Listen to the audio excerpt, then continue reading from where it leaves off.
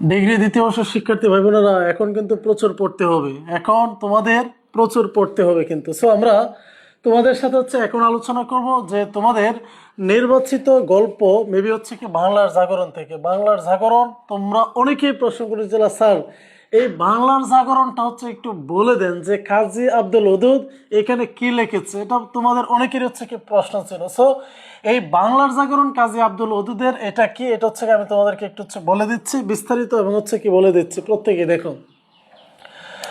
বাংলার জাগরণ এই যে এটা বোঝার আগে তোমাদের একটা পয়েন্ট বুঝতে হবে যে ইউরোপের রেনেসাটা তোমাদের আগে বুঝতে হবে। প্রত্যেকে দেখো যে ইউরোপে যে রেনেসা হয়েছিল, ঠিক আছে, ইউরোপে তোমরা প্রত্যেকে রেনেসা নামটা শুনেছো, রেনেসা, ঠিক আছে। রেনেসা, রেনেসা কোনো মেয়ের নাম না। রেনেসা শব্দের কি পূর্ণ জন্ম, নবজাগরণ, রেনেসা। সো এটা হয়েছিল মূলত ইউরোপে। এটা অতিরিক্ত একটা পার্ট। যদি তোমরা বাংলার জাগরণটা ভালো করে বুঝতে চাও তাহলে রেনেসাটা একটু বুঝতে হবে, তারপর কি এটা বুঝতে কি সুবিধা হয়ে যাবে। আমি আশা করি বোঝাতে পারছি। তাহলে দেখো ইউরোপের রেনেসা হয়েছিল 1400 থেকে 1600, তার কি 1600 শতাব্দীতে। 1400 থেকে 1600 কি শতাব্দীতে ইউরোপের রেনেসাটা হয়েছিল। রেনেসা মানে কি নবজন্ম, নতুন রূপে আবির্ভূত হওয়া। তাহলে স্যার ইউরোপে যে রেনেসাটা হয়েছিল 1400 থেকে 1600 শতাব্দী, এটা মধ্যযুগের শেষ, আধুনিক যুগের শুরু। সময় কোনটা? এই সময়টা 1400 এবং 1600। তাহলে স্যার এখানে রেনেসা ইউরোপের নতুন করে কি আবার কি শুরু হয়েছিল, এটা প্রশ্ন না? এটা প্রশ্ন। তাহলে দেখো তোমরা প্রত্যেকে জানো গ্রিক এবং রোমান, ঠিক আছে, গ্রিক ও রোমান এই নাম দুইটা শুনছো না তোমরা? আশা করি সবাই শুনেছ। গ্রিক ও রোমান সভ্যতার, গ্রিক ও রোমান সভ্যতা বা মধ্যযুগীয় শিক্ষা, সংস্কৃতি, বিনোদন, সামাজিক, তার কি যে সমাজ ব্যবস্থা, তার কি যা যা আছে, এই যে গ্রিক ও রোমান সভ্যতা যেগুলো ছিল এগুলোকে আর একটু মডিফাই, আর একটু আপডেট, আর একটু সৃজনশীলতা করার জন্য যে 1400 থেকে 1600 শতাব্দীতে ইউরোপের একটা কি হয়, রেনেসা হয়, নতুন রূপে আবির্ভূত হয়েছে। যে গ্রিক ও রোমান সভ্যতা এগুলো কি অনেক পুরাতন, এগুলোকেই আমরা কি আর একটু মডিফাই করব। মডিফাই করে আমাদের শিক্ষা, সংস্কৃতি, বিনোদন, সামাজিক কি ব্যবস্থা যা যা আছে আর একটু আপডেট করব। এইটা কি ইউরোপের রেনেসা। আমি বোঝাতে পারছি ইউরোপের রেনেসাটা। তাহলে স্যার এই ইউরোপের রেনেসার সাথে বাংলার জাগরণ আসলে কি সম্পর্ক, এটা প্রশ্নটা, এটা অনেকেরই প্রশ্ন। তাহলে তোমরা যারা যারা ইউরোপের রেনেসাটা বুঝতে পারছো যে ইউরোপের যে 1400 থেকে 1600 শতাব্দীতে গ্রিক ও রোমান যে সভ্যতার নিয়ম কানুন, আচার বিধি যা যা ছিল এগুলোকে আরেকটু আপডেট, আরেকটু সহজবোধ, আরেকটু সৃজনশীল করার জন্য তারা যে পদক্ষেপ নিয়েছিল এগুলোই তো রেনেসা, তাই না? নতুন করে শুরু করা। এই যে তারা এই চিন্তাধারা লেখালেখির মাধ্যমে, শিক্ষার মাধ্যমে, তার কি বিনোদনের মাধ্যমে, সংস্কৃতির মাধ্যমে যে পরিবর্তনটা, আমূল পরিবর্তনটা আনছিল, এই ছোঁয়াটা সারা পৃথিবীতে ছড়ায় পড়ছিল। এটা কি এটা তোমার যে শুধু ইউরোপ থেকে সারা পৃথিবীতে এই ছোঁয়াটা কি ছড়িয়ে পড়ছিল। এই ছোঁয়াটা লাগছিল কি আমাদের এই যে নবাব সিরাজউদ্দৌলার যে বঙ্গপ্রদেশ, যে বাংলাদেশ, যেটা পশ্চিমবঙ্গ, আসাম, মিজোরাম, ত্রিপুরা, মেঘালয়, এই যে নবাব সিরাজউদ্দৌলা কি বঙ্গপ্রদেশ, যেটা এই বঙ্গপ্রদেশে কি করেছিল, এইটা প্রভাবটা এসেছিল যে ইউরোপের রেনেসার প্রভাবটা, যে আমাদের যা যা আছে শিক্ষা, সংস্কৃতি, বিনোদন, লেখালেখি সবগুলো কি করতে হবে, আমাদের একটু নতুন করে আপডেট করতে হবে। আমাদের একটু চিন্তা ফিকিরটা কি আর একটু আপডেট করতে হবে। বিষয়টা বোঝাতে পারছি এই বিষয়টা। তাহলে দেখো বাংলার জাগরণের ভিতরে কাজী আব্দুল ওদুদ এখানে কি বলছে যে আন্দোলনে নেওয়ার জন্য বলছে আব্দুল ওদুদে না, এখানে কি বাংলার যে লেখনের যে বিপ্লব একটা পরিবর্তন হয়েছিল, এটা কি বাংলার জাগরণের মূল বিষয়।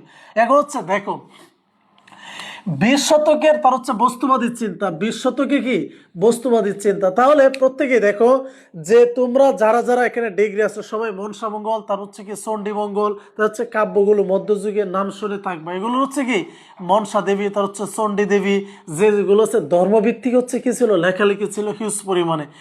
এরপর কি দেখো একটা কি যে আমরা যদি বলি আর্টিফিশিয়াল, আর একটা কি ন্যাচারাল, একটা প্রাকৃতিক আর একটা কি কৃত্রিম, তাই না?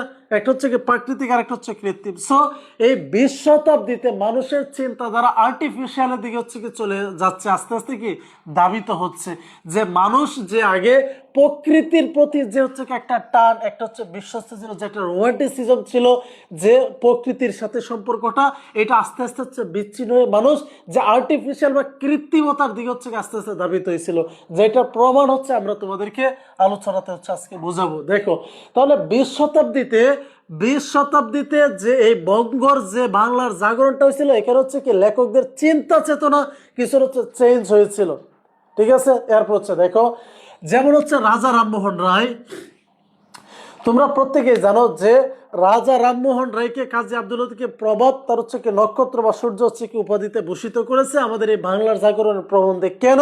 কারণ রাজা রামমোহন রায় উনি কি ছিলেন? হিন্দু ব্রাহ্মণ ছিলেন মেবি। তার হচ্ছে কি এই হিন্দু ধর্মের মধ্যে হচ্ছে কি সতীদাহ প্রথার যে বিরুদ্ধ করেছিল, এবং হচ্ছে হিন্দু মুসলমানদের যে নিয়ে, ঠিক আছে, উনি অনেক লেখালেখি করেছে, যাতে হচ্ছে কি একটা হচ্ছে বন্ডিং এর ভিতরে থাকা যায়, ধর্ম বর্ণ নির্বিশেষে ঊর্ধ্বে উঠে।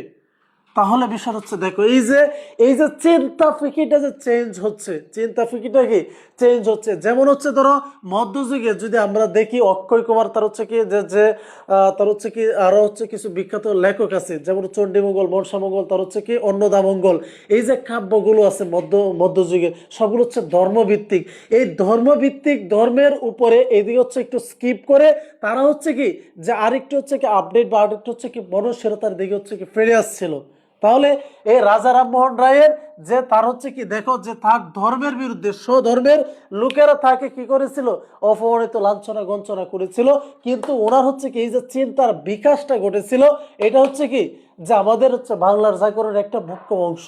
এরপর হচ্ছে দেখো ডিরোজিও, তো হচ্ছে বিবিয়ান লুই ডিরোজিও। তোমরা যারা যারা হচ্ছে কি জবের প্রিপারেশন পড়েছো একটু একটু, বা হচ্ছে বিসিএস এর প্রিপারেশন, সবাই জানো ডিরোজিওর পুনঃ হচ্ছে কি বিবিয়ান লুই ডিরোজিও।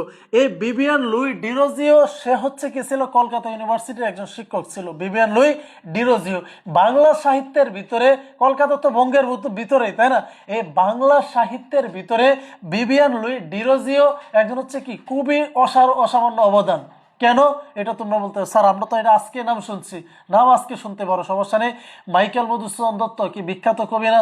বিখ্যাত কবি মাইকেল মধুসূদন দত্ত তার হচ্ছে কি ডিরোজিকে ফলো করেছে। You can't imagine, you can imagine, একটু চিন্তা করো যে বিবিয়ান লুই ডিরোজিও। সো বিবিয়ান লুই ডিরোজি এই ফরাসি তার হচ্ছে কি রেনেসার যে প্রভাবে পড়েছে, যে আধুনিকায়নের দিকে হচ্ছে কি তাদের হচ্ছে লেখনীয়, তাদের হচ্ছে চিন্তা চেতনা, এই মননশীলতার কি পরিবর্তন হয়েছিল, ব্যাপক হচ্ছে কি পরিবর্তন হয়েছিল। এরপর হচ্ছে দেখো দেবেন্দ্রনাথ ঠাকুর, ঠিক আছে, দেবেন্দ্রনাথ, তার হচ্ছে কি দেবেন্দ্রনাথ হচ্ছে কি একজন লেখক। উনি হচ্ছে ঈশ্বরের প্রতি হচ্ছে উনার অগাধ হচ্ছে ভক্তি, ঈশ্বরের প্রতি কি অগাধ হচ্ছে কি যে চরম ভক্তি। দেবেন্দ্রনাথ হচ্ছে কি একজন লেখক। এরপরে হচ্ছে দেখো ওনার যে রেনেসার পরে যে প্রভাবটা, বাংলার জাগরণটা, বাংলার যে লেখালেখির নতুন যে বিপ্লবটা পরিবর্তন হয়েছে, যেমন আমরা দেবেন্দ্রনাথকে হচ্ছে উদাহরণ দিতে পারি। উনি ছিলেন একজন হচ্ছে ঈশ্বর ভক্ত হচ্ছে একজন পার্সন। এরপরেও ইরানের কবি হাফিজকে সে কি অনেক ফলো করতো। তাহলে হচ্ছে বিষয়টা দেখো অনেক চেঞ্জ, কিন্তু যে আগে একটা ধারাবাহিকভাবে লেখে লেখে আস্তে আস্তে ধর্মভিত্তিক, পরে এটাকে আস্তে আস্তে চেঞ্জ হইয়া তার হচ্ছে এই চিন্তাতে লিখছে, সে এই চিন্তাতে লিখছে, এই যে মানে চিন্তার পরিবর্তনটা হচ্ছে কি বাংলার জাগরণ। বিষয়টা বোঝাতে পারছি? এরপর হচ্ছে দেখো অক্ষয়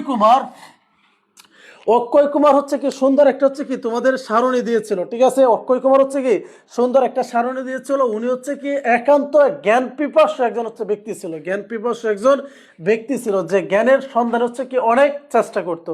সো উনি দেখো যে চিন্তা ফিকিরটা হচ্ছে কি কিরকম চেঞ্জ হয়েছিল। উনি হচ্ছে বললো, যেমন হচ্ছে প্রার্থনা, প্রত্যেকে দেখো প্রার্থনা, তার হচ্ছে প্লাস হচ্ছে কি পরিশ্রম, প্রত্যেকে দেখো প্রার্থনা প্লাস পরিশ্রম ইকুয়াল হচ্ছে কি শস্য, ঠিক আছে, ইকুয়াল হচ্ছে কি শস্য, মানে খাদ্য আর কি।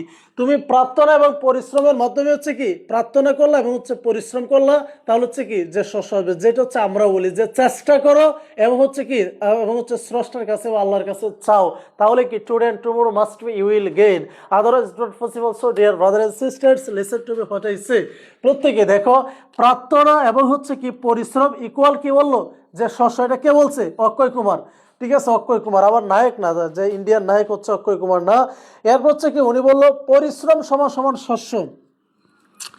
উনি এরপর হচ্ছে কি বললো পরিশ্রম সমান সমান